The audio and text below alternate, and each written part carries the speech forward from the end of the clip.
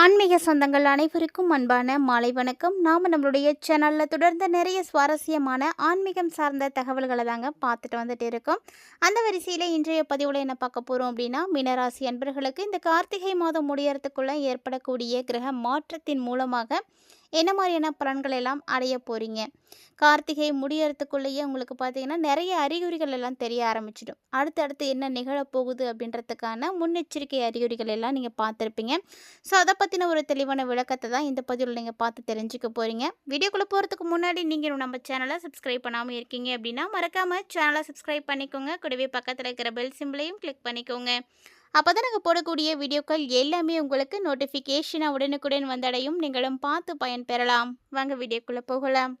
பொதுவாக மனிதர்களுடைய வாழ்க்கையை எடுத்துக்கிட்டிங்க அப்படின்னா அது நிச்சயமற்ற வாழ்க்கை, அடுத்த நொடி நிரந்தரம் இல்லாதது.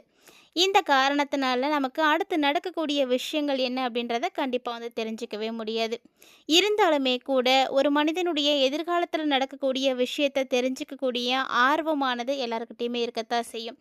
அப்படிப்பட்ட விஷயத்தை நம்ம தெரிஞ்சுக்க முடியுது அப்படின்னா அது ஜோதிடத்தினுடைய உதவியால் மட்டும்தான். இந்த ஜோதிடம் நவ கிரகங்கள் இல்லை அப்படின்னா தன்னுடைய செயல்பாட்டையே இழந்துடும் அப்படின்னு தான் சொல்லணும். ஜோதிடத்திற்கு மூல காரணமாக இருக்கக்கூடியதுன்னா இந்த நவ கிரகங்கள் தான். ஸோ அதனால தான் ஒவ்வொரு ராசிக்காரர்களுக்குமே இந்த கிரக நிலைகள் எந்த இடத்துல இருக்குது அப்படின்றத வைத்து நமக்கு பலன்களானது கணக்கீடு செய்யப்படுது. இந்த கிரக நிலைகள் அப்படின்றது எடுத்துக்கிட்டிங்க அப்படின்னா ஒன்னொன்றுத்துக்குமே தனித்துவமான தன்மைகள் இருக்கும். அதோடு மட்டும் இல்லாமல் ஒரு ராசியில் இருந்து இன்னொரு ராசிக்கு பயிற்சி ஆகிறதுக்கும் ஒரு குறிப்பிட்ட கால இடைவெளியும் எடுத்துக்கிறாங்க. இந்த ஒரு நிலையில தான் ஒவ்வொரு மாதத்துலேயுமே மாற்றங்கள் அப்படின்றது ஏற்படுது. கிரகங்கள் அப்படின்னு பார்த்தீங்கன்னா பொதுவாக வருடாந்திர கிரகங்கள், மாதாந்திர கிரகங்கள் அப்படின்னு நிறைய வகைகளில் வரிசைப்படுத்தப்பட்டிருக்கும். அதில் நமக்கு வருட கிரகங்கள் அப்படின்னா அந்தந்த டைமில் மட்டும்தான் மாறுவாங்க. ஆனால் மாத கிரகங்கள் அப்படி கிடையாது. எல்லா கிரகங்களுமே 30 நாட்களுக்கு ஒரு முறை, 28 நாட்களுக்கு ஒரு முறை அப்படின்னு சுழற்சி வடிவத்தில் மாறிக்கிட்டே இருப்பாங்க. ஸோ அப்போ மாதம் மாதம் நமக்கு என்ன ஆகும்னா பலன்கள் அப்படின்றது மாறிக்கிட்டே தான் இருக்கும். அந்த வரிசையில் இப்போ நம்ம பார்க்கக்கூடியது கார்த்திகை மாதம் முடியறதுக்குள்ளே கிட்டத்தட்ட பார்த்தீங்கன்னா கார்த்திகை முடிஞ்சிருச்சு அப்படின்னு தான் சொல்லணும். நாளையிலேருந்து பார்த்தீங்கன்னா மார்கழி பிறக்க போகுது. இருந்தாலுமே கூட உங்களுடைய வாழ்க்கையில் நடக்கக்கூடிய பல்வேறு விதமான மாற்றங்களுக்கு இந்த கார்த்திகை உங்களுக்கு முக்கியமாக காரணமாக இருக்க போகுது. அதை பற்றி தான் நீங்கள் பார்க்க போகிறீங்க. மீனராசி நேயர்களுக்கு எப்படி இருக்குது அப்படின்றத நம்ம தொடர்ந்து பார்க்கலாம். மாதங்களை எடுத்துக்கிட்டிங்க அப்படின்னா கார்த்திகை ரொம்பவே நல்ல மாதம். ஐயப்ப பக்தர்களுக்கு ரொம்ப விருப்பமான மாதம் அப்படின்னு இந்த கார்த்திகையை சொல்லுவாங்க. ஏன்னா பல கோடி பேர் பார்த்திங்கன்னா இந்த டைமில் தான் மாலை அணிவித்து ஐயப்பனை சுவாமி தரிசனம் செய்யணும் அப்படின்னு காத்துட்ருப்பாங்க. நேர்த்தியாக விரதம் இருந்து தன்னுடைய எல்லா விதமான பாவங்களும் தீரணும் அப்படின்னு வேண்டிக்கிட்டு மாலை அணியக்கூடிய ஒரு அற்புதமான மாதம். இந்த மாதத்தில் பார்த்திங்கன்னா ரொம்ப முக்கியமாக 2 விஷயம் செய்யணும். அது யாரெல்லாம் செய்யலாம் அப்படின்னா நிறைய கடன் இருக்கக்கூடியவங்க, இல்லைனா தீராத வியாதியால் பாதிக்கப்பட்டிருக்கக்கூடியவங்க. இவங்க 2 பேருமே இந்த கார்த்திகை மாதத்தை விரதம் இருந்து எடுத்து செய்கிறது ரொம்ப நல்லது. இந்த கார்த்திகையில் வரக்கூடிய திங்கட்கிழமையாக பார்த்து நோய்வாய்ப்பட்டிருக்கக்கூடியவங்க உங்களுடைய ஆரோக்கிய மேம்பாடு அடையணும் அப்படின்னா பழங்கள் வாங்கி கொடுங்க. கடன் பிரச்சனையோடு இருக்கக்கூடியவங்க அது காணாமல் போகணும் அப்படின்னு நினைக்கிறீங்கன்னா கோவிலுக்கு பச்சரிசி வாங்கி கொடுங்க. ஸோ இந்த விஷயத்த கார்த்திகை திங்கட்கிழமை அன்னைக்கு செய்யணும். இன்றைக்கி தான் கார்த்திகை திங்கள், இது கடைசி நாள். இதை விட்டுட்டிங்க அப்படின்னா இனிமேட்டுக்கு அடுத்த வருஷம் தான் செய்ய முடியும். ஸோ இந்த பிரச்சனையில் இருக்கக்கூடியவங்க ஆலயத்துக்கு போய் வழிபாடு செய்கிற அளவுக்கு முறையோடு இருக்கக்கூடியவங்களாம் கண்டிப்பாக ட்ரை பண்ணுங்கள். மீனராசினியர்களை பொறுத்த வரைக்கும் உங்களுடைய ராசிக்கு பார்த்தீங்கன்னா ஜென்மத்தில் சனி பகவான் இருந்துகிட்டு இருக்கார். ஸோ ஜென்ம சனி இருக்கிறதுனால கண்டிப்பாக உங்களுடைய ஆரோக்கியத்தில் நீங்கள் ரொம்ப ரொம்ப கவனம் எடுக்கணும். ஏன்னா தினந்தோறுமே உடற்பயிற்சி செய்கிறது இன்னுமே நல்லது. உங்களால் உடற்பயிற்சி செய்ய முடியல அப்படின்றவங்க உங்களுடைய உடலை ரொம்பவே பராமரிக்கணும். அதே மாதிரி இந்த காலகட்டங்களில் குலதெய்வ வழிபாடுகளையும் நீங்கள் தவறாமல் செய்யணும். அப்போ தான் உங்களுக்கு நல்ல ஒரு பலன் கிடைக்கும். உங்களுடைய மூதாதையர்கள் யாரும் இருக்காங்க அப்படின்னா அவங்கள இந்த கார்த்திகை மாதத்தில் நினைவில் வைத்து அவங்கள வழிபாடுகள் செய்யுங்க. அதே போல் குலதெய்வத்தை வழிபாடு செய்கிறதும், குலதெய்வ கோவில்களுக்கு நீங்கள் அன்னதானம் கொடுக்கறது, கல்லுப்பு மிளகு ஜீரகம் வாங்கி கொடுக்கறது, இது எல்லாமே உங்களுக்கு ஒரு சிறந்த பரிகாரமாக இருக்கும். கண்டிப்பாக ட்ரை பண்ணுங்கள். இப்படி நீங்கள் செய்கிறதுனால உங்களுடைய வாழ்க்கையில் கண்டிப்பாக நல்ல மாற்றம் இருக்கும். அதாவது மீனராசிக்காரர்களுக்கு சனி பகவான் ஜென்மத்தில் இருக்கிறதுனால கொஞ்சம் ஆரோக்கியத்தில் மட்டும்தான் கவனம் இருக்கணும். மற்றபடிலாம் பெருசாக பிரச்சனை இருக்காது. இடமாற்றம், தொழில் மாற்றம், வியாபார மாற்றம், இப்படி எந்தெந்த மாற்றங்கள் நீங்கள் வேணும்னு விருப்பப்படுறீங்களோ எல்லா மாற்றங்களுமே நல்லபடியாக நடக்கும். உங்களுடைய வாழ்க்கையில என்னென்ன சுபகாரியத்துல தடைகள பார்த்துட்ருக்கீங்களோ, அந்த சுபகாரிய தடைகளும் வந்து நீங்கிடும். அதிக அளவுல முதலீடுகள் செய்யக்கூடிய ஒரு அற்புதமான நேரமா இந்த நேரம் இருக்கும். கண்டிப்பா உங்களுக்கு ஆடை, ஆபரணங்கள், நகைகள் வாங்குறது, டைமண்ட் வாங்குறதுக்கான வாய்ப்புகள் கூட இருக்கு. ஒரு சிலருக்கு பார்த்தீங்கன்னா, வண்டி, வாகனங்களை எல்லாம் மாற்றக்கூடிய ஒரு அற்புதமான காலகட்டமாவும் இருக்கும். மேலும் இந்த டைமில் மீனராசிக்காரங்க தொலைதூரத்தில் உங்களுடைய உறவினர்கள் இருந்தாலும் சரி, பெற்றோர்கள் இருந்தாலும் சரி, அவங்கள்ட்ட பேசாமல் இருக்க வேண்டாம். பெரியவங்க, பெத்தவங்கலாம் இருக்காங்க அப்படின்னா, அவங்கள்ட்ட மனம் விட்டு பேசுறது ரொம்ப நல்லது. அதே போல் இரத்த பந்த உறவுகளிடத்திலும் நீங்கள் பேசிக்கோங்க. நீங்கள் பேசும்பொழுது தான் உங்களுக்கும் அவங்களுக்கும் கருத்து வேறுபாடுகள் இருக்கிறதெல்லாம் வந்து சரியாக போகும். எதையுமே வந்து மனசுக்குள்ளே வச்சுருக்கிறதுனால எந்த விதமான பிரயோஜனமும் கிடையாது. ஸோ நீங்கள் பேசுனீங்க அப்படின்னா பல விஷயங்கள் சரியாக போகும். உங்களுடைய கருத்து வேறுபாடுகளை வந்து சரி பண்ணிக்கிறதுக்கும் நிவர்த்தி பண்ணிக்கிறதுக்கும் ஒரு அற்புதமான ஒரு நேரமாக இருக்கும். இந்த காலகட்டங்களில் இது மாதிரியான விஷயங்களை தாண்டி பார்த்தீங்கன்னா உங்களுக்கு நல்ல ஒரு ஏற்றத்தை கொடுக்கறதுக்கு தொடர்ந்து நீங்கள் விநாயகரை வழிபாடு செய்யுங்க, இல்லைனா முருகரை வழிபாடு செய்யுங்க. இந்த மாதத்தில் நீங்கள் இவங்க 2 கடவுளையும் தொடர்ந்து வழிபாடு செய்கிறது ரொம்ப நல்லா இருக்கும். கண்டிப்பாக ஆரோக்கியத்தில் கவனமாக இருக்கணும். முன்னாடியே சொல்லிட்டேன். ஆரோக்கியம் அப்படின்னு எடுத்துக்கும் பொழுது உடல் உறுப்புகள் எல்லாமே தான்.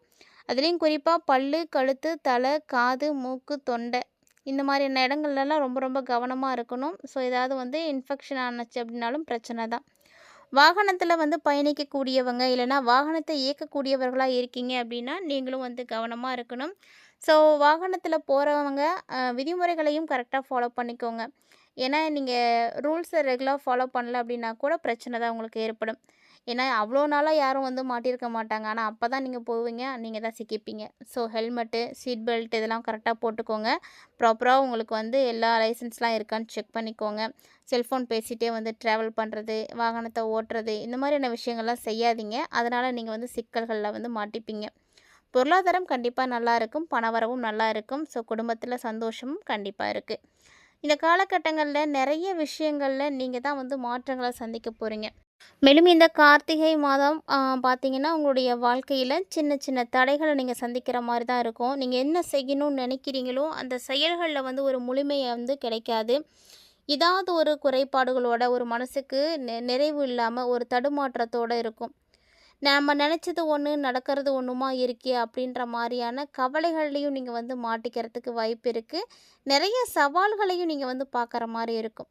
அதனால் என்ன பண்ணுறீங்க அப்படின்னா எல்லா விஷயத்துலையுமே கொஞ்சம் நிதானமாக மட்டும் செயல்படுங்க.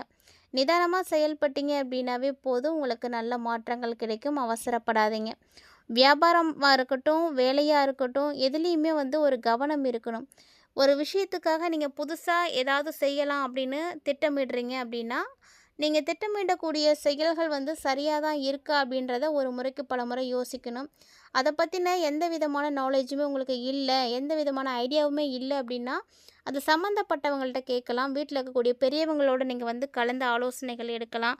ஸோ இந்த மாதிரி விஷயங்களை செய்யுங்க. எதையுமே வந்து யோசிக்காமல் தெரிஞ்சிக்காமல் செய்யாதீங்க. அது வந்து உங்களுக்கு எப்போதுமே ஆபத்தானது தான். ஏற்கனவே குரு பகவான் வக்ர நிவர்த்தி ஆகியிருக்காரு. ஸோ வக்ர நிவர்த்தி ஆகியிருக்கக்கூடிய குரு பகவான் இருக்கக்கூடிய இடம் பார்த்திங்கன்னா கடகம். ஸோ அதனால் இந்த சமயத்தில் குருவினுடைய வக்ரத்தினால் உங்களுக்கு நிறைய அலைச்சல்களானது இருக்கும். அதனால் எந்த ஒரு விஷயம் செய்கிறதா இருந்தாலுமே கொஞ்சம் பொறுமையோடையும் கவனத்தோடையும் செய்கிறது மட்டும்தான் உங்களுக்கு மிகப்பெரிய நன்மைகளை எல்லாம் ஏற்படுத்தி கொடுக்கும். முன்னேற்றம் கண்டிப்பாக இருக்குது. நிதானத்தோடு நீங்கள் செயல்பட்டீங்க அப்படின்னா மட்டும்தான் முன்னேற்றம் கிடைக்கும். கண்டிப்பாக இந்த டைமில் மீனராசி நேயர்களே உங்களுடைய எல்லை தெய்வம் என்ன இருக்கோ அதை வணங்கிக்கோங்க. அதை வணங்கும் பொழுது உங்களுக்கு புதுசாக தன்னம்பிக்கை கிடைக்கும். ராஜயோக பலன்கள் வந்து கிடைக்கிறதுக்கும் வாய்ப்புகள் இருக்குது. ஸோ இது பார்த்திங்கன்னா உங்களுடைய தசா புத்திகள் யாருக்கு நல்லா நடக்குதோ அவங்களுக்கு கண்டிப்பாக சிறப்பாக இருக்கும்.